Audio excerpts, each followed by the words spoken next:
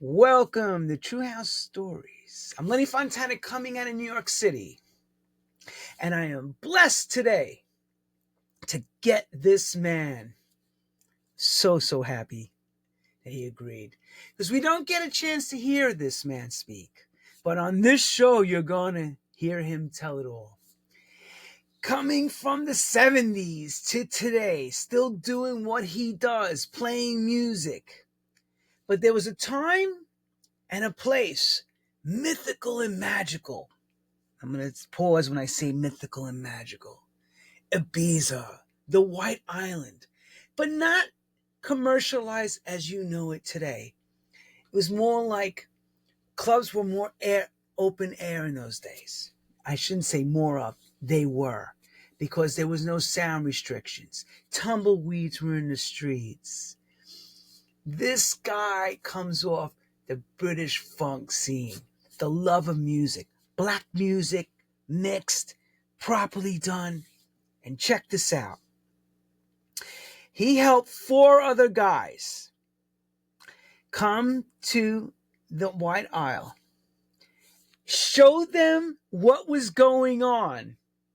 They were totally blown away, left there and wanted to bring it back to the UK. And those 4 major guys, one of them was Oakenfold, Johnny Walker, Nicky Holloway, Danny Rampling with Shoom. They were so blown away by what they experienced with this man out there in Ibiza at the time, who is also a UK legend. His name is Trevor Fung. This man went on to create amazing parties, help shape a generation, do what we all do now, travel the world. I mean, it's endless, but at that time, none of this was ever thought of. All it was to play great music and maybe bring back that Ibiza sound to the UK, not knowing that this would become a generational lifestyle.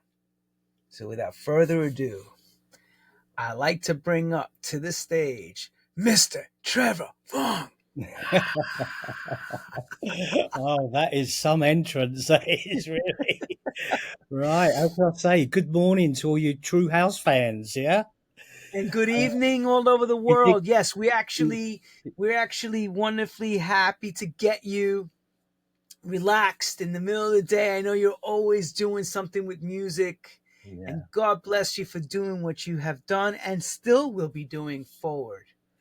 Definitely. You know, it's in my blood. You're a major piece to the game, brother. Yeah, thank you for that, Lenny. It's a fantastic intro. I'm telling you, I felt like a superstar after that. But so you want me to start right from the beginning? Well, I'm going to ask the question. Yeah, and go. Then I'll because people know this show has one question I ask, and then you could take it from because you got to give us from when you were a young kid, right before it all happened. You were promoting it. How does music find you as a young kid, and then take us away? Okay, I grew up in it. It was in my blood. My parents are from South America. A place called Guyana. It was British Guyana at the time, right next to Brazil and Venezuela. And anyway, my dad, he used to have all these records, and I remember him buying this Pioneer sound system, and God, I used to just love them from when I was a little kid, 7, 8 years old, playing all these 7 inches, Motowns, reggae, lovers rock, is what I grew up with. And you know, it's right up to about 75 my dad was always buying music.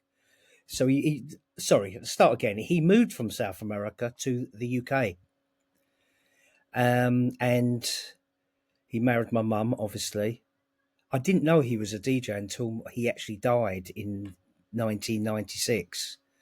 That's when my mother told me. My mother actually told me that he played at her engagement party. I said, well, what happened? I said, don't ask. I ended up marrying your dad and getting on a boat to the UK. So, yeah, I think my life was always going to have a bit of excitement about it. Anyway, so he used to come back with all this music, and I just used to listen to this music. And what I really did get hooked on was Earth, Wind and Fire, the early Earth, Wind and Fire. And I got hooked. My first LP was That's the Way of the World. And I started buying all their other previous albums. And I was a kid. I was literally a kid. I was still in school. And I loved doing music. And I done my first ever gig when I was 14 years old at the little Scouts Hall round the corner, just for my local friends and stuff, you know. And then I thought, yeah, I'm going to sort of play a bit of music part time, you know. Why not? I love music, and it wasn't to earn money, it was just for the love of music. Always for the love of music. Can I ask this Yeah. question? Yeah. How the hell did you not know your father was not was a DJ? Because he never told us, and he never told us about things from his past. So what was he doing for business wise and stuff? I mean, not DJing, but what? He worked for the government. So he worked for the government, the local council government, and you know, he just never said. And like I said, I only found out when he passed away, and then my mum told me the story. And I sort of, then it all sort of clicked, and I went, oh, that's probably where I get all my musical genes. Yeah, you want to talk about being totally modest, your father. I mean, like, well, he would have known that you played music. He did know you played music, right? Oh, yeah. He never said anything, but he did not want me to play music. He wanted me to go back to school and carry on my studies, you see. So this is the next part of the story. The next part of the story is, I left school. Well, I was going back to school, but in the summer I got a job working for a friend of mine's travel agency in Kensington in London. And I was 15, going on to 16, and I was going to go back in September. So I just finished school in July. I had a couple of holidays. One of them was to Nice, and the second one was to Ibiza.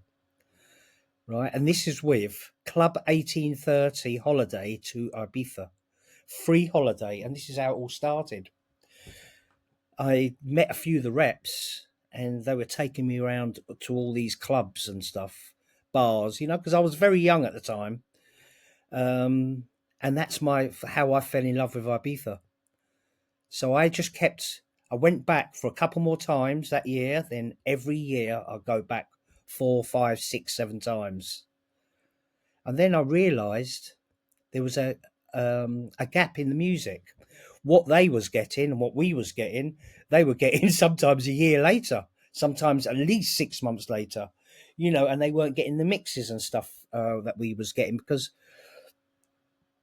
they were waiting for all the UK releases, and the mixes were never on the Spanish sort of 12s. Back then, it was like that. Back then, it was it was like that. Yeah. And the good in them early days of Ibiza, the big sort of tunes were the American mixes of say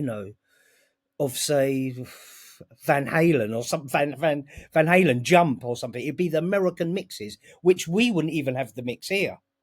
And it's a really interesting story, just following the music in Ibiza.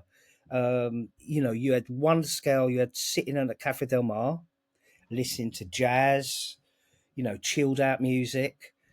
And then the next minute you're listening to indie, Finny Tribe, Nitzareb, Van Halen, you know, stuff like that, and dance music of what it was at the time.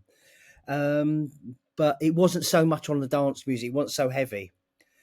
So I really liked this idea, and I just tried to take this back to England, but it never worked.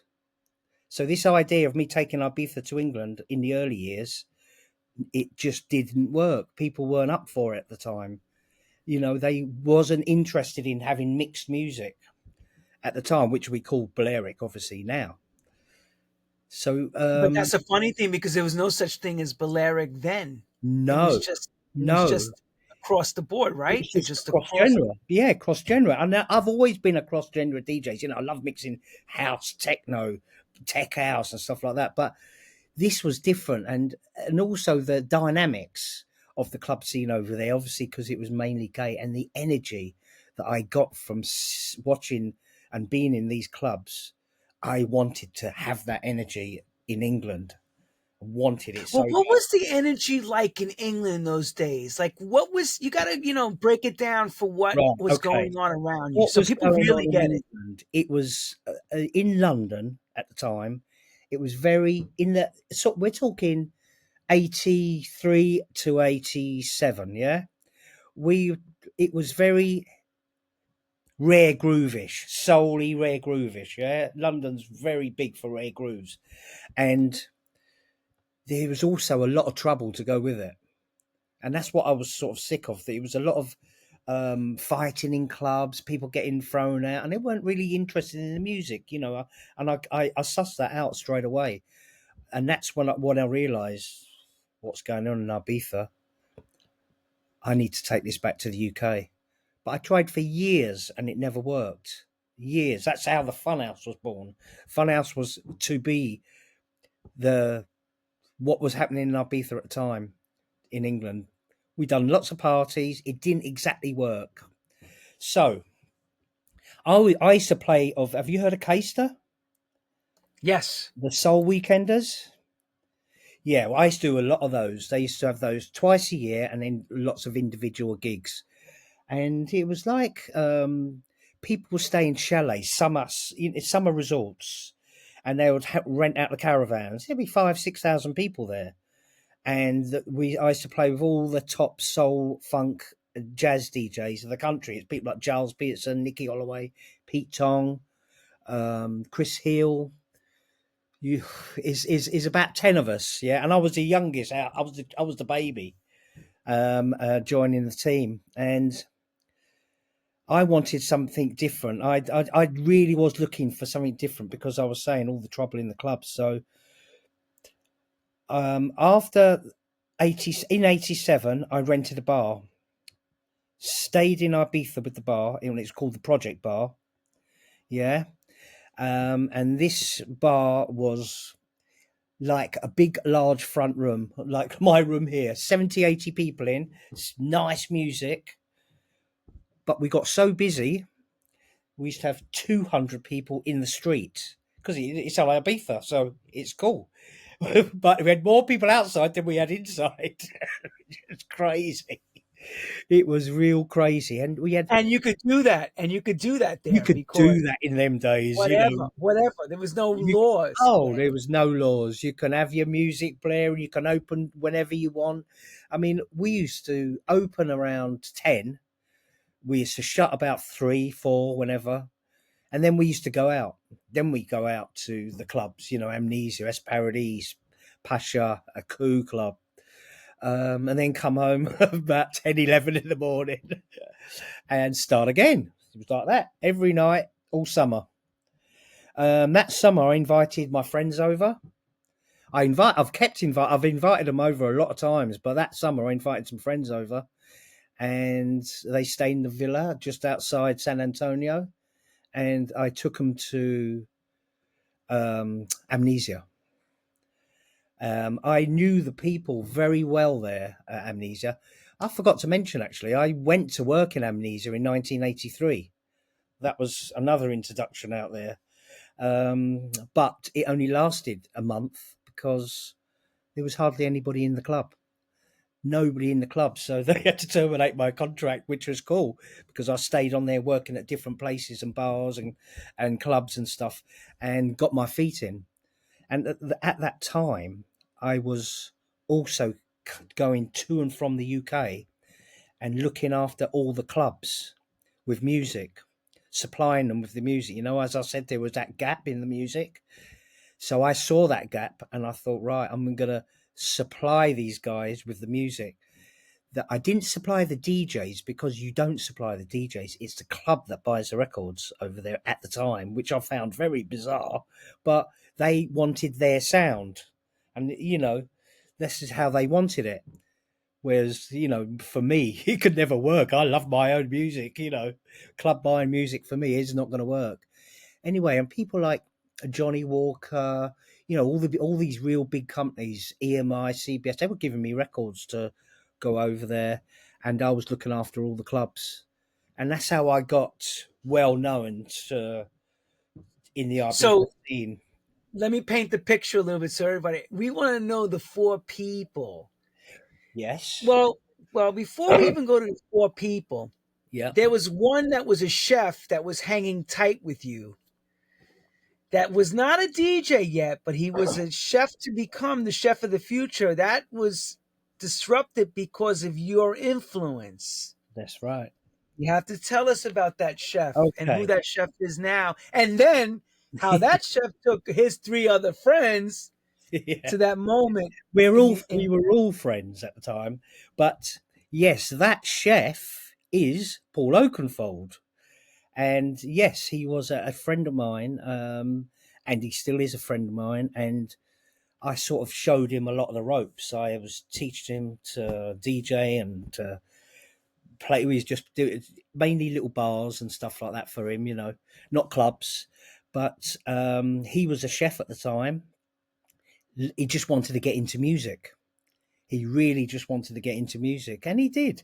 He done it very well, to tell the truth. But it was I always remember saying to him, "You got to get over to the States. That's where you got to get into." He said, "All the music comes from the States. Obviously, it's changed a lot the dynamics now of music. It comes from all over the world now. But yes, at the time, so." Who came with Paul Oakenfold on that holiday? The four people was Johnny Walker, who was the A&R man for FFRR, Danny Rampling of Shoom fame, and Nicky Holloway from The Trip and the Milk Bar. And we're all friends before anyway. We've been friends, and we still are now, right up to this day. But we sort of all grew up together, in the same sort of clubs and scene. And they were the four people, and it was good because there was all running clubs before. Nicky was, Danny was doing small clubs, but nothing like the Shoom. Obviously, he went on to start. Then Paul came out and started the Land of Oz and Spectrum. Johnny was mainly A&R, but he started DJing. But he was a DJ before. And Nicky Holloway, everybody knows Nicky Holloway. I'm sure you've had him on the show before. Oh, Nicky's a legend, though. But he's funny, isn't he? If I remember correctly, yeah, he is funny. If I remember correctly, Johnny, I think was he at Champion at that time, Champion Records, or was he FFRR, Johnny No, Walker? he was at that time. He was FF in '87. Was He was before earlier. He was at Champion, but in '87 he was at FFRR. okay. Because I remember that because that's when we done the Balearic Beat album. This is how that genre was created. Pete Tong wanted to call it Balearic Dance. I said, no, that don't go. It doesn't go. It's got to, I think Balearic Beats is the one.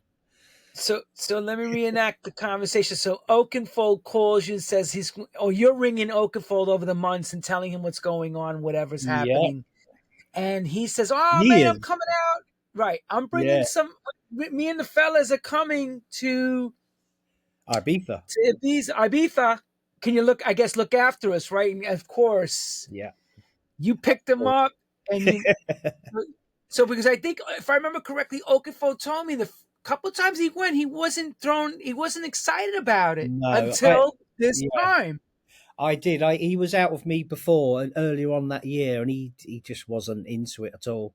But it was very early, and nothing had opened yet because we were getting there to settle down because we was there for the summer and we was sorting out our apartment and stuff like that. But no, he was there earlier, and he just didn't enjoy that at all. Not earlier, but there was nothing open, and I understand what he was why he didn't like it. But the second time he came out, oh dear. I mean, house music's got a lot to do with ecstasy, right? It's got a lot to do with ecstasy. So that little was it in pill form or was it in powder form in those days? Capsules in powder, orange and white, and they were quite big little things. And it was basically that's what opened their eyes. It was that and house music and open air clubs and that, and just the sun and the scenery and the people. You know, you've been to Ibiza, you know what Ibiza's like. It's craziness. Yeah, I just got back. I was there last week. I think in those days it's even more crazy than it Oh, is now because it's a lot more control. Back then, it was there no was no control. control. We had no roofs, no. You could just do what you want. It was fantastic, the island, and it was sad to see all the roofs going in the future, and you know, see Koo, it wasn't even there, but now they're rebuilding Koo. They're rebuilding it, and when I was out there last week, they're rebuilding it, and I can't believe it. And when you see the size of this club, it's so big. I don't think there's a bigger club that I've ever been to. The car park alone is 5 football fields. So that's a big club. But we had some great times in Koo. I saw James Brown at the Koo Club. Wow, that was amazing. Seeing James, And the swimming dude, pool. Don't forget, and the swimming pool in swimming the club. pool. People used to come out. There used to be a chute out of a dragon's mouth, and used to use his tongue as a lip. And people used to just go in and go straight into the pool. It was crazy. Great fun though. Great fun. Great fun. So in '87, after the boys come back, we'd spent the summer aboard. I was hoping that this year things would change. I was hoping that this Ibiza come England music scenario would change, and we might finally have this scene that I've been dreaming about. And believe it or not, it did.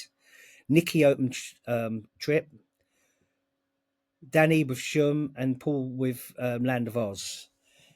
Yeah, and I was doing Rage. So, and it was such a great combination, and it was like electric at that time. You know, in the early days when we done Rage, it was the first time we've done. There was about 300 people there. This is on a Monday night though. The second time they opened, Okay, following Monday, was I want 600. I want you to explain this to people. Yeah, House music is just starting to crack. yeah. Ibiza, you've shown the way to the guys, and they get it now. They come back home raw, raw, raw. How do you get a night to go from 0 to 1,000 kilometers an hour without Um, even building it? How does that happen so quickly? it was. Do you know why it worked? Because a lot of the workers that was working Ibiza, we had a lot of people called props. You know, people that you pay them to get people into your bar and stuff. The actual workers of Ibiza. So there was loads of them. A lot of the clubs had them. A lot of the bars had them. Probably 200 to 300 people, core people that would work over there. And it wasn't just English kids. It was Dutch, German, you know, Italian, French. But that core of workers throughout the summers of Ibiza, they were really the people that created these vibes. Because what happened was they're coming from all over the country. The first night, Monday night, which is unheard of in the UK, opening 300 people. First week, second week 600 people, third week 2,000 people, and it was like that for years. And it, like I said, it was just those core people, and they were from Manchester, Scotland, they were from Liverpool, they were from all over, and then tell their friends, and it just grew into a monster. And I like when you said that because there was no such thing as social media. It's just word No, of mouth. no, not like how it is today. I mean, it was just a time bomb. Wait, it was like they wanted this to happen. It was like everybody was waiting for this to happen, and it just exploded, and it's sort of instantly all around the world. It was exploding. I think, you know, I remember trying to get that scene going before, and it just failed miserably. But this time it worked. And there was thousands of people every club you went to, Monday, Tuesday, Wednesday, Thursday.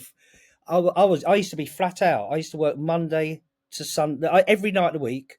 Fridays and Saturdays work probably 3 times a night. You know, to go out 6 o'clock in the evening and get back about 10 the next day. But I was all over the country. I'd go up to Manchester, then to Nottingham, then I'd probably end up in Wales, then back to London or something like that. That was my weekend, Fridays and Saturdays. So rumor Every had night. it For years. Here we go. So this scene is exploding. One day you're at home, and rumor had it that your mom was watching the BBC telly, Yeah. and she saw something about young club ravers How do you know and about the, that? and the drug scene. Yeah. And your mother asked you, "Do you do that, Yeah. Trevor?" Yeah. And your answer? No, I've never seen these things before. I swear to you, Mom, What are you talking about? cleaner as a whistle. Yeah, that was such a shock. I was just sitting down there. That, you know, when the 6 o'clock news comes on, yeah, they're talking about. I went, oh my God, that's me. But because all you can see is shadows. But I recognise my shadow. I went, that's me. And I'm thinking my face is going to come up now. And I'm, you know, because this was 1988, and you got to 1987, late 87. You got to think, well, you just don't talk about those things in those years. You know, it's even hard now. Do you know what I mean? But in them days, then it was. Woo! That was like. Yeah. And they were saying all about this. It was big news, and it was in the papers. You've seen the paper clips, yeah? The Earth moved a 0.5 millimeter axis because everybody was jumping at a rave at the same time. Really? Yeah. But those raves, they were something else. So let me take it back a little bit before that, because even Oakenfold had mentioned it was a time Oakenfold came to live in America under the radar for a while. Yeah. He blagged his way in. Yeah. And asked you to come over. And I know you came to America and you visited with him for a moment. Yeah. And he took you to a famous club as well. 2 famous clubs. Tell us about this. Because every piece, I always say, every little bit that you grab has another reason why you do what you do. All of us. Oh, of course it is. We obviously the ultimate club we always wanted to go to in the UK was the Garage. Yeah, it was the Paradise Garage. And you know, the posh side of it was Studio 54. Yeah. So that week, I was over there for 2 weeks, flew into New York. I was with my friend Woody, Andrew Wood, who used to do a lot of promotions and that in the UK. We went over, met up with Paul and my cousin, and we went off to the Copacabana first, as you do. You see the picture, yeah? You must have seen the picture. And then we all went to the Paradise Garage, right?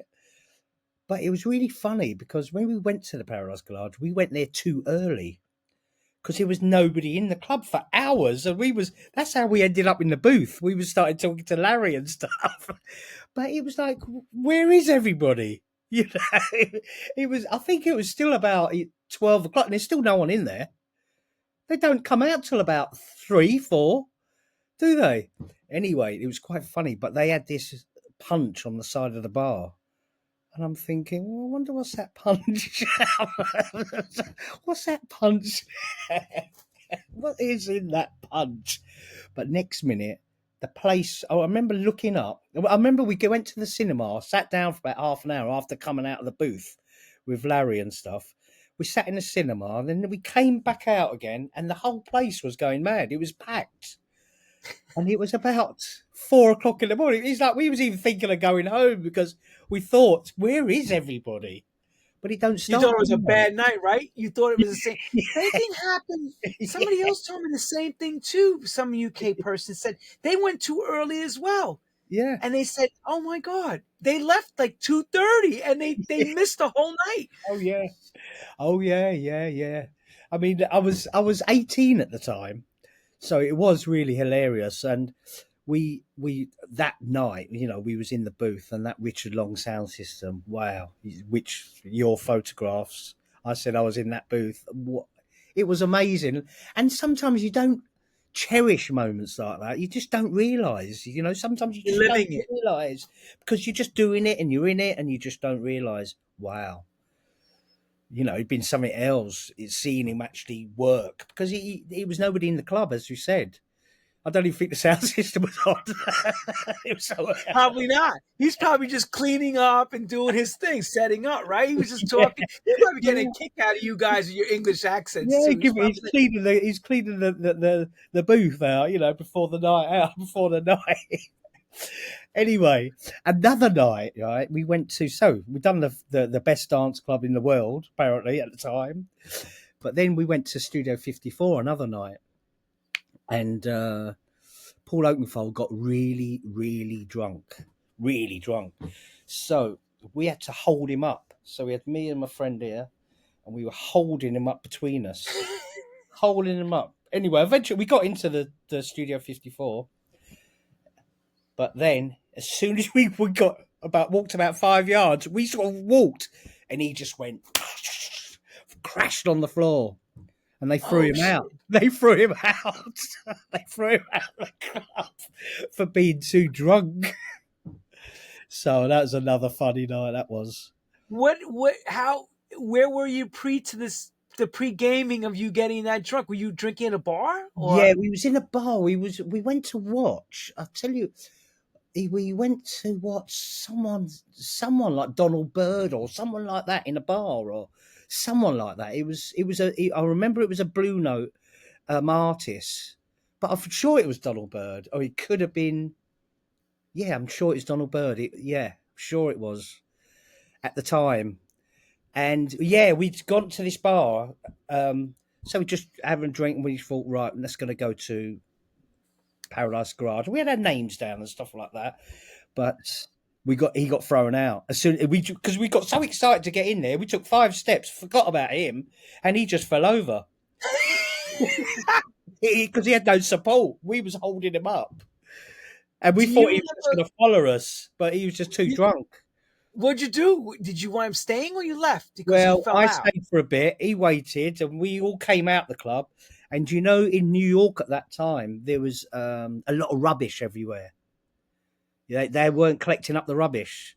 So we got really mad with Paul. We swung him, and we swung him into all the rubbish that was because he got kicked out of Studio 54. We swung him into the rubbish, and yeah, we went home after that. Good nights. They were good nights. But did you realize that the club scene was very in New York City, I should say, was more gay than straight? Did you realize that, or was it just like? No, I knew that. I knew that in New York, yeah.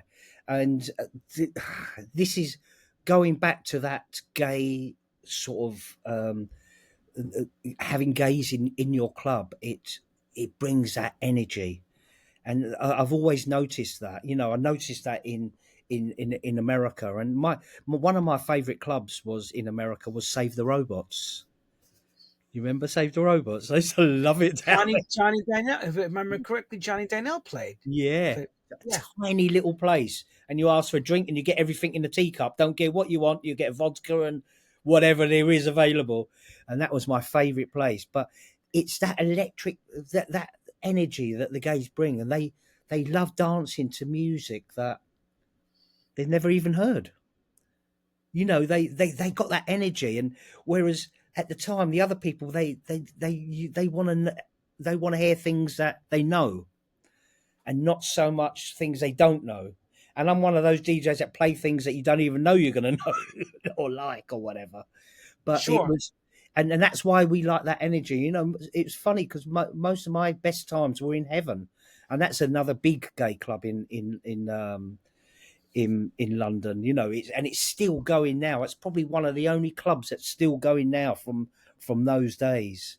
I know. There's Um, not many left that can even there's say it. no, they're closing down over here very very fast, and that is a very scary thing, you know. But heaven is still there. I don't know how long it's going to be there for, because I know they're hanging on to their skins there, their skin tails there, because it's prime development. They're opposite a station, and it's office workers, and it's just prime location. And you know, I don't know if it's going to even be there that long. They've tried it with the ministry, and they've tried with fabric as well.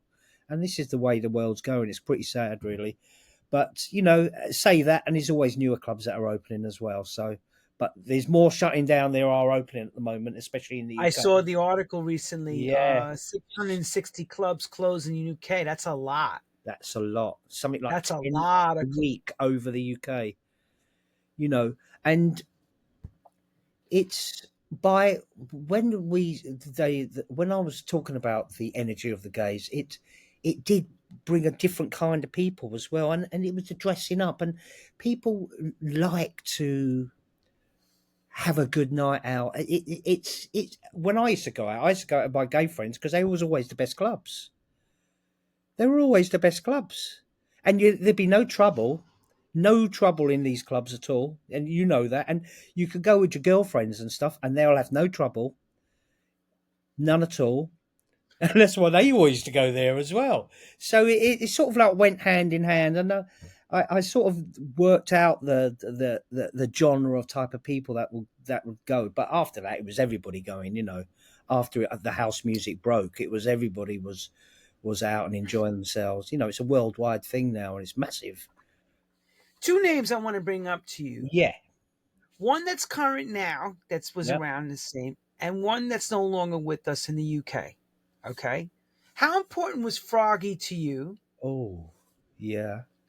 And Carl Cox, where was he in your life in those days and to where he is now? So you could tell us the Froggy part if that's So important. with Froggy, I mean, I was a young kid, but I worked on all the Case to Weekenders when Froggy was on. We used to use Froggy's sound system on the main stage, and he basically was one of the first club DJs to actually mix. Um, and you know, it was unheard of, really, because with a lot of the DJs are still into, some of them are still into talking in between, and some of them just into dropping in, cutting, you know, that sort of style. But yeah, Froggy was a massive influence on the scene, and he would have been even bigger if he was still around. But Yeah. sadly, he's gone, you know. And a lot of it we took from what Froggy did, but most of it come from people like Larry and you know, the American DJs basically. Um, they're like gods in the UK. They are. They're like gods in the UK. And Frankie, massive. And I remember getting Frankie down at Rage, because I used to get the DJs in, and what we used to do with the DJs, we used to try and get DJs from all over the world, yeah, different places of the world. And Frankie was one of them. When, you know, we'd have Derrick May, or we'll have um, DJ Llewellyn from Italy and stuff like that, you know. But that's what we try to do at Rage. But let's go back to Carl Cox. Yeah, Before I let you go through Carl Cox, before I even let you say, I just want to ask this question. How did you know in those days, without hearing a DJ, to bring them? What would be the driving factor to bring someone to Rage, like Frankie or another so name like Frankie, Llewellyn? basically, it was mainly what his productions were and what he was doing at the time. Obviously, one of the biggest tracks of the summer, that summer of '87 and the summer of '88, was "Your Love." You know, and so that attracted, everybody was attracted to Frankie. So when we got him over, he was booked a lot in the UK, a hell of a lot in the UK, and they used to really love Frankie. But I think he was probably the main DJ that they used to have like booked, preferably over the Ministry of Work, Masters at Work, and people like that. But I think Frankie's sound they preferred over in the UK. Mm, Yeah, okay. he's always been a real UK god DJ. It's similar to Alfredo was in Ibiza to the UK. You know, the same sort of thing.